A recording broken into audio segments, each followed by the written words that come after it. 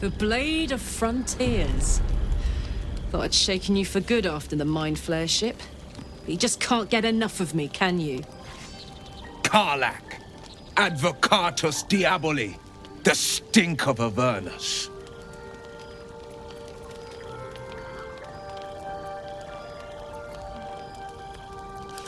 The Devil's Head, and yours. If you so much as...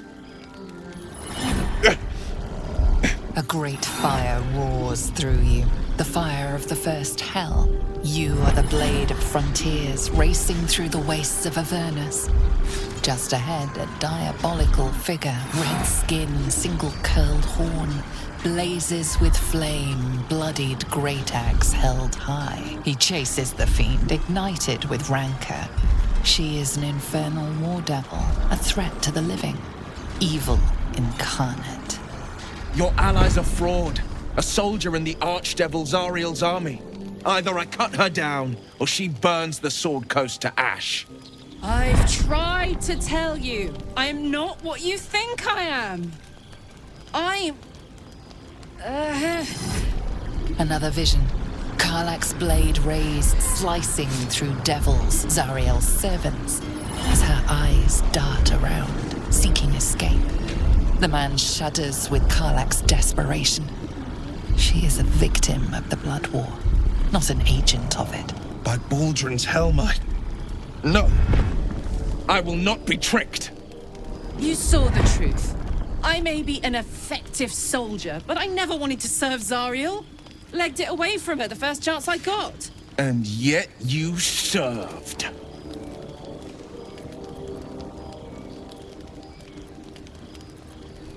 The man catches his breath and his lips straighten. Sheer dread twists his face. No! Devils cannot be trusted! Would you listen to sense? This doesn't have to end badly. For either of us. You know monsters, right? Better than anyone. Look into my eyes. Can't you see I'm not what you think? Shit.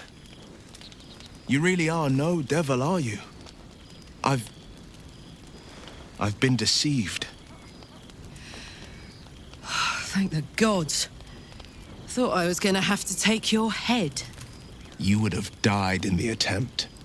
But there have been enough threats today. Truce? I'll do you one better. Allies. We're looking to get rid of these parasites for good. And ruin some bastards' days while we're at it. Sounds like your kind of venture. I've not grown any tentacles yet, thank Baldrin. But luck won't be on our side forever. Yes, you have my blade. Your leader willing, of course. Well, soldier, what's the word?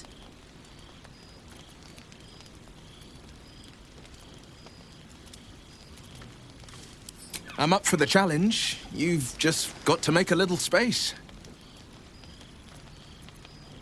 Hey! Well met. And 1,000 sorries. I've pledged my life to protecting the meek from monsters. But tonight, I was the rampaging beast. I see the good in you, Karlach.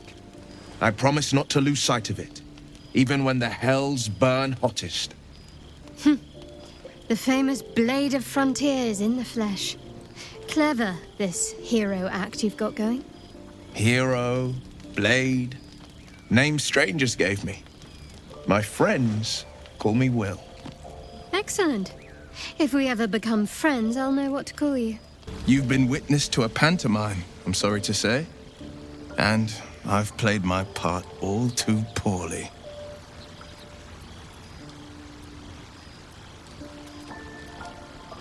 I can say only this.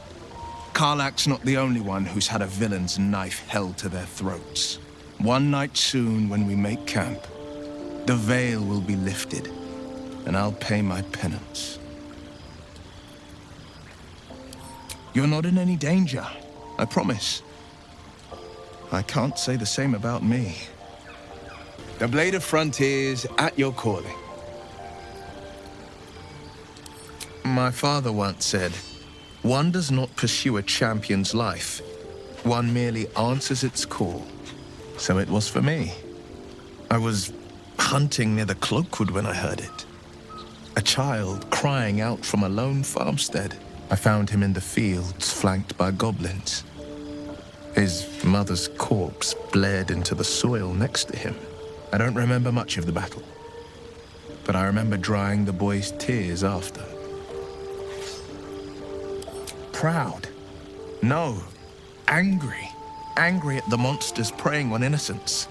Angry at the so-called good gods for tolerating the cruelty of the evil. Angry at myself that it took so long for me to see the coast suffering.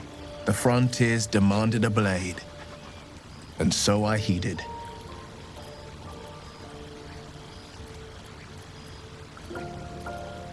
Baldur's Gate, born and raised, the only son of a single father. He wanted one life for me. I chose another. We haven't spoken since I left the city. A classic drama, a staunch father and his rebellious son. Better heard from the bard's lips than mine. A most vicious one, in fact. It's made from pure bloodstone, carved from the Galena Mountains just north of the Moonsea. A reminder that sometimes blood must be shed and sacrifices must be made. But that story is reserved for lifetime friends and calmer days. Tiny grooves spider across the eye's surface.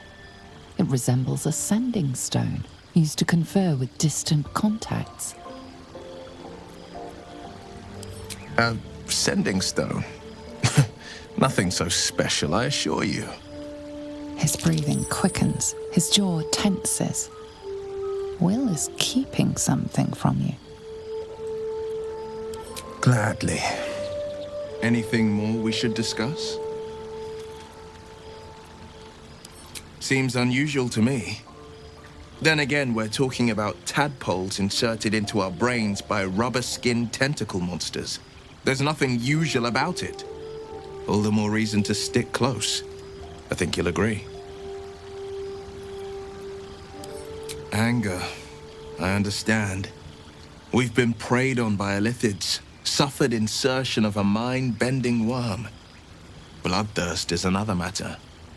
But perhaps not too big of one, if it's a devil or demon's flesh you're wanting to tear.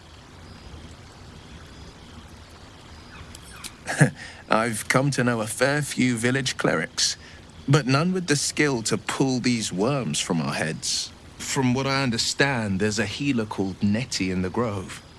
Perhaps she's got the talent. We should pay her a visit. Glad Wyll saw sense. Even more glad he decided to stick around. Takes a pretty slick mover to track down old Karlach.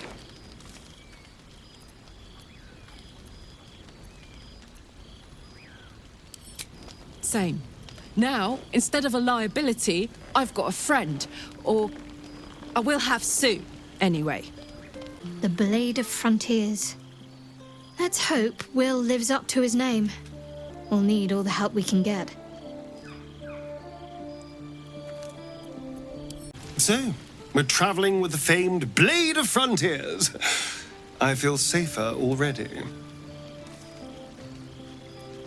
I've known a few warlocks in my time. Talented, of course, though sometimes too eager to listen to the devils on their shoulders. Comes with the territory, unfortunately. The Githyanki people have a word for men like the Blade of Frontiers. Shalak. Roughly translated, idealist do-gooder. Or better yet, benevolent burden. His confidence is an asset. His pursuit of valor, not so much.